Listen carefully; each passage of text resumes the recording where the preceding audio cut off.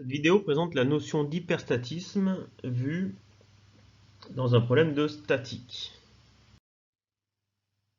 Nous pouvons définir un système isostatique dans le cas d'un problème où nous avons assez d'équations issues du principe fondamental de la statique pour déterminer l'ensemble des actions mécaniques. Dans le cas où nous avons trop d'inconnus d'actions mécaniques par rapport au nombre d'équations, nous considérerons que le système est hyperstatique.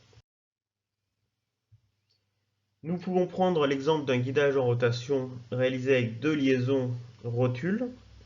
Donc nous avons vu en technologie, lorsque l'on conçoit des guidages en rotation, que lorsqu'on modélise par exemple deux roulements par deux rotules, nous considérons que ce montage est hyperstatique.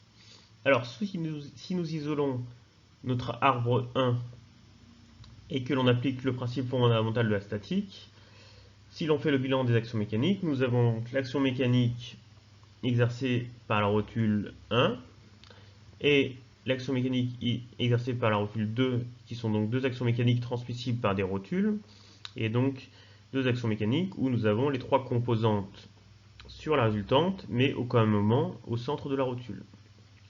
Nous avons en plus une action mécanique extérieure, qui est ici un chargement, donc on peut imaginer une action due à une transmission par un engrenage, et qu'on a défini ici comme étant un effort porté par X et Y au point C.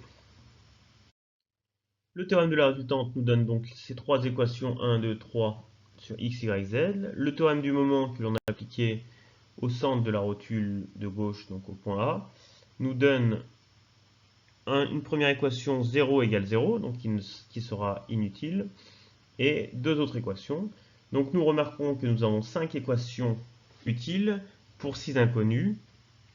Donc il y a des inconnus qu'on ne pourra déterminer, et ce sont donc les inconnus XA et XB.